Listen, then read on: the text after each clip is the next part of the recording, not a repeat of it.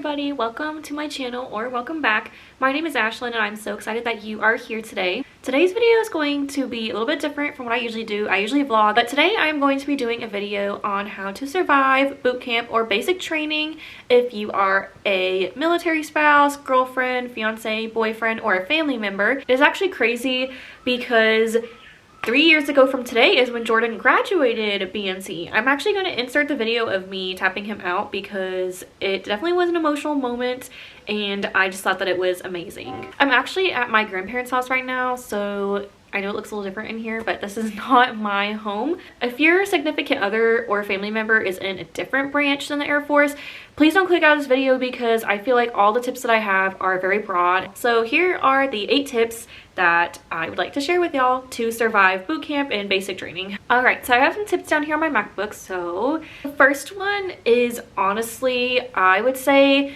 the biggest and most important one that I have on this list. Join your Facebook groups. Take advantage of them. This is kind of more Air Force oriented, I guess, actually. I don't know if they have these for other branches. This came in so handy while he was in boot camp. So basically, it's a Facebook group and it will tell you what they're doing every week and it keeps you updated on what they're doing, even though it's like not them, like the trainees saying it. It's like moms and moderators that know how this works and they give you like a week by week rundown, and this was like the best thing that I could have gotten. It literally got me through like every single week. It was amazing. It showed like what day they do this and what day they do that. Once your trainee gets to basic training, either the day after or 2 days after, they will call you giving you all their information. They're going to give you their address, and so their address isn't going to be the same for everybody, so that's why they're going to call you and tell you it. So they're going to give you something that looks kind of like this. I will put it up on the screen. As your trainee will call or text within a few days of arriving on base with their mailing address. And so it says AB blank, and then there's gonna be 3 numbers, and then it says TRS, and then flight, and then 3 numbers. And then it has like the actual address. So when they call you, they're gonna give you those kind of funny numbers, the TRS number and the flight number. That is what you're going to type in on Facebook. So I'll put it up on the screen, but you're going to go into Facebook, you're going to go to your groups, and you're going to search it, and then you're going to find one that has their flight number and their TRS number, and then that is going to tell you what group they are in. It will put you in a Facebook group that tells you what they're doing week by week, which was amazing. I also wanted to tell y'all that if you can't find the Facebook group, don't worry, you can go onto the Air Force Wingmoms Facebook page and tell them the flight and the TRS number, and they can escort you to the correct group for your training. I absolutely checked that Facebook group every single day, sometimes almost every hour, just to see if anything was updated. But I believe it is ran by Air Force Wingmoms and Air Force Moms of Basic Training. I will leave all that linked down below if you're curious. So those are the Facebook groups that I utilized that kept me going every single day. I also wanted to touch on just long distance Facebook groups. So if you go on Facebook and then you just Google long distance, there should be Facebook groups on there that are, you know, long distance Facebook groups that will help. I know that posting in there and reading a lot of other like significant other wives, girlfriends, whatever, stories and stuff has really helped, and they do have like military spouse ones too. So I would just go on Facebook and utilize all of the different groups that I listed. I really think that this is like the biggest point because I just feel like they are so useful to use, and it is something that you will want to use every day, and every week that they go through BMT is different, so you really want to check on them and see what they're doing that week. It's really interesting and it's really fun to keep up with. So my next tip is to stay busy. This is also a really big one because when Jordan was going into basic training, he went July 16th of 2019 and then he graduated September 12th. So it was really big for me to stay busy because in between that time I was actually going into my first semester of college. I would say if you don't have a job and you want to get one, now is the time. It is the time to make money and to keep yourself busy, because if you're kind of sitting around and not really doing much, you're kind of going to dwell on things that you don't want to dwell on, and it's going to be hard to stay positive. So I would just say to stay busy and also spend extra time with your family, especially if you were in a predicament like me where I was going to college. I tried to spend extra time with family and friends, and oh my gosh, y'all, I'm so sorry. I'm just super popular today. Make sure that you spend that extra time with family and friends, because if you are a spouse or girlfriend or boyfriend or fiance, whoever, and you end up getting married and leaving your family, you're gonna want all that time with your family, because it is no joke. Time in the military goes by fast, and you're not gonna see your family as much as you think you are. So definitely take advantage of that time if you are planning on marrying and also leaving with your spouse when they are done. Okay, so my next tip is to set goals. This kind of goes with the stay busy one, but this one I feel like could be more individualized. So when I say set goals, I mean like, I know one goal that I had while Jordan was gone was to kind of just work on myself. It wasn't really like a huge goal, but I know a lot of people set goals like they either want to lose weight, or they want to learn how to cook, or they want to learn how to like knit or sew, like something like that. Because if you set a goal for yourself, it's going to also make time go faster, which I feel like is really important to work on yourself, because it is also time that your significant other or family member is away, and it kind of gives you that time to yourself that you never really had. And I know that sounds kind of harsh, but like when Jordan was away, like of course I was with him all the time and stuff, but when he was away, I actually got time to myself and time to focus on myself. And I feel like that is a really big key point in making this whole long distance thing work, is that if you don't take care of yourself and you don't, you know, cater to your needs, then you're not going to be able to cater to your family or your spouse or whoever it is that's at BMT. Obviously, they're only going to be in for 8 weeks, so don't set like this super huge goal like I'm going to be a professional at playing the flute within 2 months, because that's not realistic. But I just feel like that it is the perfect prime opportunity to do something for yourself and to do something that you've always wanted to do. So the next tip that I have is to write letters every single day. And if you're not the type of person that thinks that that is like something that you would do, at least write like every other day or once a week, because Jordan has told me time and time again, and I've heard other people in the military say this, that letters are the thing that like kept them going. And obviously as a girlfriend, I was crazy in love with Jordan. I still am now, but it's a little bit different back then. I wanted to tell him about my day, and I wanted to tell him what was going on. So write them every day if you can, or every other day, or just often enough, because other than like their MTIs and the people that they see with them in their squadron, like they're not going to see anybody else, and they're not going to communicate with anybody else.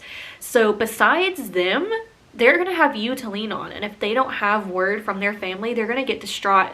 I know that there are some people that go into the military that have no family, and they have no one that really cares for them, and some of them don't get any letters, and to me that's sad. It honestly is about a mental thing too. Basic training is not all about physical, it's about mental too. And if you're not mentally pushing and supporting your airmen, it's really going to hurt them. And I just feel like writing them every day, not only did it give me something to do, but it also gave Jordan and his other trainees something to look forward to, and kind of give them that like final like push that they really need to finish this process and stay afloat with their mental health. You're not a person that likes to write with their hand every single day, because trust me, it did get exhausting. There is an app called Sandboxx. I will also link that down below. And I don't know how they do it. It gets to your trainee within a day. And I don't know how that works, because whenever I sent Jordan letters through the mail, it probably took like 3 or 4 days, I would say, at the most. But it definitely did not take a day. And it also comes in like this cute little like packaging. I don't know how to explain it. I'll put a picture on here, but I actually don't have my letters with me because Jordan and I are doing long distance, as you know. So none of my letters are with me, but it's a huge stack. And so the Sandbox letters are just a good alternative to use if you don't like writing. And I also use them like if I ever went on a trip and I couldn't like go to the post office the next day, or I didn't want to carry around like my supplies that I use to write. I use that since it is like through a company. It does cost money. I believe it's $3 for a letter, or you can buy like a bundle. Try not to send any food, clothes, care packages, nothing. And I also heard that they will just throw it away. So you don't want to like send them this like big nice care package and then like the military just throw it away. You can send them pictures. I liked to send pictures to Jordan, like if I was going to like do a special event, or if I was hanging out with friends, or if there was like a kind of like a milestone, I guess, or something. Just be careful what you send. I know that most people will be responsible, but I have heard of people sending things, if you know what I mean, to trainees. I've heard of horror stories. You don't want that to happen. So just be smart with what you send. Jordan's aunt, when she wrote letters, she also put in like news articles, and he really likes the Dallas Cowboys, so at that time they were playing, so she put in like Dallas Cowboys articles on how they were doing and stuff to like keep him up to date, which I thought was really smart because it's something more than just like a letter about your day. It's kind of like more than that, and it kind of is a little bit more intriguing. And my last tip for letters is to number them all. That is like my big thing that I made sure to do when I wrote letters. Whenever I would write them, I'd put number 1, and then the next letter I'd put number 2, and then so on, so that if somehow your letters get lost in the mail or they get in all at once, they know which one is which. And obviously you'll probably date them anyways, but I just feel like it was so useful to put numbers on them, so that way you won't get confused or lost on how the order is with the letters. And it's also nice now that looking back, now that it's been 3 years later, I know which order that the letters go in. So my next tip is to create a binder. Unfortunately, like I said, I don't have my binder with me. I wish I could show y'all. I have some pictures that I can put up, but I made like just a 3-ring binder, and I just put like a little picture of us on the front. And I just kind of made it like my BMT binder. So I had page protectors in there, and so I kept paper in there. I had a pencil bag. I kept like pens, pencils, crayons, things like that. And then I kept stamps in there. And I kept envelopes in there, and then I also had another page protector to put letters that he has sent me, and I put those in there, and I just kept it in a big binder. When you're traveling and you do happen to take that with you, you want to be able to have all of that with you. It just made me kind of feel special because it made me like craft, and it made me do my own little thing. So creating a binder to keep everything in is a great way to keep everything organized and to keep you busy. My next tip is to create a countdown.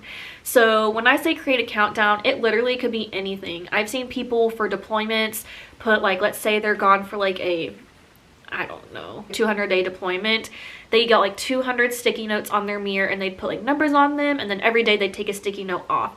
I've also seen people do like a coin jar to where like, even if your goal is to save money, like every day that you're in, you could put in like $5, a quarter, whatever you want. I've seen some people do like a jar where they put chocolate in, and then every day they take out one for how many days they're in. You could do something like that every day, especially if it's like a reward thing, like the chocolate thing. It's kind of like something to look forward to every day, and that way you can like physically see how much that you're accomplishing and how much your trainee is accomplishing. Because whenever you're just kind of like taking it day by day and you just look at the calendar and you're kind of like, oh, I only have like a few more days to go, I feel like it's a lot more interesting and rewarding to do something physical, like putting in that money in the jar or taking something out. I highly suggest doing a countdown. Pinterest some ideas. Pinterest has some of the best things. I would Pinterest some ideas and see which one's your favorite, and then you can start your own countdown. So my next tip is to vlog or make videos. So I made a video. I'm not going to put it on here because it's embarrassing, but ever since Jordan left, I tried to vlog every day, but I didn't have like my camera or anything. I just had my iPhone, but I didn't vlog every single day. But like milestones, when I went to the graduation, I recorded a bunch of stuff. Obviously I recorded like tapping him out, us having like our first meal back together again, hanging out, all of those things, going to the river walk. I put it into this big like vlog collage type thing, and he's kept it ever since. And honestly, it is very cringy and it's very like low quality, but I absolutely love looking at that video. I just am so glad that I did something like that, kind of like a video diary. I kind of did it as like his graduating BMT gift, and I just kind of made it like a video just for us. And just looking back on all those videos, I can't believe like how young we were and how like we were in our relationship. It just makes me feel so good to look back on that and see how much we both have accomplished. And you know, that was 3 years ago, and that's crazy to say because it doesn't feel like 3 years at all. Vlogging and having those like video recordings is going to be so rewarding in the end. Alright guys, and for my last tip, I'm going to say make the most of phone calls. So Jordan luckily had a really good flight when he went to basic. I think they got like top flight or whatever, which was amazing because I remember he got a phone call once that was like 30 minutes long, and I absolutely was so grateful that he was able to do that. When your trainee goes into basic training, obviously you get to write them as much as you want, but they only get a few phone calls. I can't remember if there's a specific number. You want to make the most of those phone calls, and so I believe you get like a phone call obviously when they get there to tell you their information.